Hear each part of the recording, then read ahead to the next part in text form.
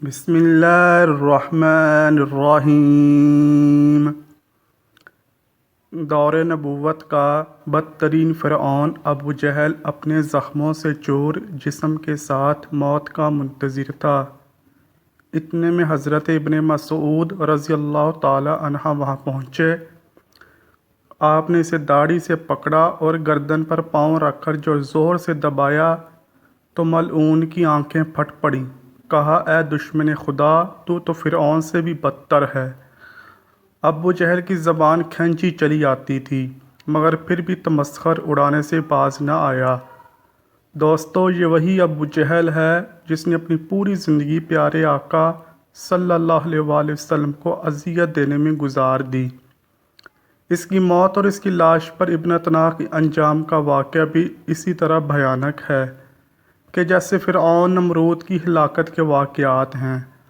چنانچہ حضرت عبد الرحمن بن عوف رضی اللہ تعالیٰ عنہ کہتے ہیں، میدان بدر کے روز دو نوجوان لڑکے معاذ اور معوذ رضی اللہ تعالیٰ عنہ میں سے ایک نے آ کر مجھ سے پوچھا، چچا جان، کیا آپ ابو جہل کو پہچانتے ہیں؟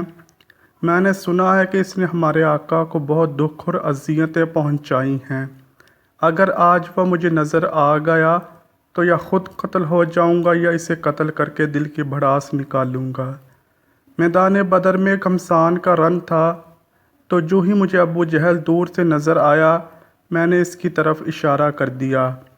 اب اشارہ کیا ہی تھا کہ دونوں لڑکے باز کسی رفتار پر اس پر جھپٹ پڑے۔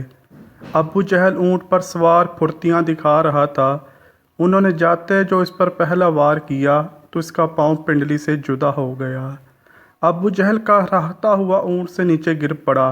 حضرت معاذ فرماتے ہیں، ابو جہل کا بیٹا اکرمہ جو اس وقت یہ منظر دیکھ رہا تھا، اس نے آگے بڑھ کر ایک وار کیا جو میرے بازو پر لگا، جس سے میرا بازو کٹ کر جسم کے ساتھ لٹکنے لگا۔ میں اسی طرح لٹکتے بازو سے لڑتا رہا حتیٰ کہ جب اس میں مجھے تنگ کیا تو میں نے اسے اپنی ٹانگ میں دبا کے کھینچا اور جسم سے الگ کر دیا۔ موقع پاتے ہی حضرت معوذ رضی اللہ تعالیٰ عنہ نے ابو جہل پر دوسرا وار کیا۔ وہ اس شدت کا تھا کہ ابو جہل کے جسم سے خون پلید کے فوارے چھوٹ پڑے۔ ابو جہل کی جو اس حالت میں دیکھا تو سمجھا ملعون اپنے انجام کو پہنچ چکا، اور دونوں بارگاہ رسالت صلی اللہ علیہ وآلہ وسلم میں حاضر ہوئے اور تمام معرکہ عرض کیا۔ طبری میں روایت ہے، ابو جہل ابھی تک مرا نہیں تھا بلکہ موت کے انتظار میں تڑپ رہا تھا۔ جب معرکہ بدر اپنے اختتام کو پہنچا تو پیارے آقا صلی اللہ علیہ وآلہ وسلم نے صحابہ کو فرمایا، ابو جہل کو تلاش کرو۔ حضرت عبداللہ بن مسعود رضی اللہ تعالیٰ عنہ بھی حکم کی تعمیل میں کھڑے ہو گئے۔ حضرت ابن مسعود کہتے ہیں، آپ صلی اللہ علیہ وآلہ وسلم نے ابو جہل کی ایک نشانی بھی بیان فرما دی۔ آپ صلی اللہ علیہ وآلہ وسلم نے بیان فرمایا، اگر تم مقتولین میں سے دیکھو اور ابو جہل کو نہ پاؤ تو دیکھنا اس کے گھٹنے کی جگہ زخم کا نشان ہوگا، اور یہ نشان اس طرح بنا کہ ایک مرتبہ میں اور ابو جہل عبداللہ بن جذعان کی دعوت میں گئے۔ ہم دونوں لڑکپن میں تھے اور میں اس سے ذرا دبلا تھا۔ وہاں کچھ معاملہ ہوا جس کی وجہ سے میں نے اسے دھکا دے دیا، جس سے وہ زمین پر گرا اور اس کے گھٹنے پر خراش لگی، اور زخم تو ٹھیک ہو گیا مگر اس کا نشان باقی رہ گیا۔ حضرت ابن مسعود رضی اللہ تعالیٰ عنہ بیان کرتے ہیں، میں نے میدان میں جا کر کافروں کی لاشوں کو پلٹ پلٹ کر دیکھتا رہا۔ مجھے ایک جگہ خون میں لت پت ابو جہل نظر آ گیا، اس میں ابھی سانسیں باقی تھیں۔ میں نے گھٹنے پر نشان دیکھا تو وہ بھی مجھے نظر آ گیا۔ جب مجھے کوئی ابہام باقی نہ رہا تو میں نے اس کی گردن پر پاؤں رکھا، اس کی داڑھی کو پکڑ کے زور سے کھینچا تو اس کی آنکھیں پھٹ پڑیں۔ میں نے کہا، اے دشمن خدا، اللہ نے تجھے ذلیل کر دیا۔ کہنے لگا، اس میں ذلت کیا ہوئی؟ تو میں اس شخص کا بدلہ لینے آیا تھا جس کو تم نے قتل کر دیا تھا۔ اچھا بتاؤ فتح کس کی ہوئی؟ میں نے کہا، اللہ اور اس کے رسول صلی اللہ علیہ وآلہ وسلم کی۔ پھر کہنے لگا اے ابن مسعود، اے بھیڑوں کے چرانے والے، تو بہت اونچی جگہ چڑھا ہے۔ دوسرا قول یہ ہے کہ حضرت عبداللہ بن مسعود نے کہا اے ابو جہل، تیرا قاتل میں ہوں۔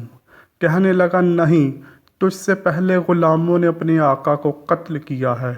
اور قول یہ بھی ہے کہ جب ابن مسعود رضی اللہ تعالی عنہ اس کے سینے پر چڑھ بیٹھے تو آپ نے کہا اے دشمن خدا، تو فرعون سے بھی بدتر ہے، کیونکہ اس نے غرق ہوتے وقت ہی کم از کم اپنی ناپسندیدہ کردار کا اعتراف کرتے ہوئے انصاف سے کام لیا تھا۔ تیرا بھی وہی حال ہے، پھر بھی تو اس حالت میں گمراہی اور ذلت پر اصرار کرتا ہے۔ اس کے جواب میں وہ ملعون کہنے لگا تم اپنے آقا سے کہہ دو اے محمد صلی اللہ علیہ وآلہ وسلم، میں اس دنیا سے رخصت ہو رہا ہوں اور میرا تجھ سے بڑھ کر کوئی دشمن نہیں ہے۔ یہ سنا تھا کہ آپ نے اس کی تلوار سے ہی اس کا سر تن سے جدا کر دیا۔ آپ نے اس کا سر اٹھایا اور تاجدار رسالت صلی اللہ علیہ وآلہ وسلم کے سامنے لا کر پٹخ دیا اور کہا یا رسول اللہ صلی اللہ علیہ وآلہ وسلم، یہ رہا ابو جہل کا سر۔ پیارے آقا نے فرمایا قسم ہے اس ذات کی، کیا جس کے سوا کوئی معبود نہیں، یہ اسی کا سر ہے؟ آپ صلی اللہ علیہ وآلہ وسلم کا یوں فرمانا اظہار تشکر سے تھا، وگرنہ آپ صلی اللہ علیہ وآلہ وسلم تو اس ملعون کو بخوبی جانتے تھے۔ ابن مسعود رضی اللہ تعالیٰ عنہ نے عرض کیا واللہ یہ وہی ہے۔ اس پر آپ صلی اللہ علیہ وآلہ وسلم اٹھے اور سر کے پاس جا کر کھڑے ہوئے اور خوب غور سے دیکھ کر فرمایا یہ شخص اس امت کا فرعون ہے۔ اللہ کا شکر ہے کہ ایک دشمن دین ہلاک ہوا۔ ایک دوسری روایت میں ہے کہ سجدہ شکر ادا فرمایا اور ایک اور روایت میں ہے کہ نماز شکرانہ ادا فرمائی۔ اس کے بعد آپ صلی اللہ علیہ وآلہ وسلم نے حکم دیا ان کو فلاں فلاں کنویں میں ڈال دو۔ چنانچہ صحابہ کرام نے سرداران قریش کو ٹانگوں سے گھسیٹ کر کنویں میں ڈال دیا اور اسی طرح ابو جہل کے سر کو اور اس کی سر کٹی لاش کو ٹانگ سے گھسیٹ کر کنویں میں ڈال دیا۔ یوں 24 سرداران قریش کو اس کنویں میں پھینکا گیا۔ اس کے بعد آپ صلی اللہ علیہ وآلہ وسلم نے مزید 3 دن بدر میں قیام فرمایا اور جب وہاں سے روانہ ہونے لگے تو کنویں پر گئے جہاں کفار مکہ کے لاشیں پھینکے گئے تھے۔ حضرت عائشہ صدیقہ رضی اللہ تعالیٰ عنہا سے مروی ہے کہ آپ صلی اللہ علیہ وآلہ وسلم نے وہاں کھڑے ہو کر فرمایا اے کنویں والو، کیا تم نے اس وعدے کو جو اللہ نے تم سے کیا تھا ٹھیک پایا ہے؟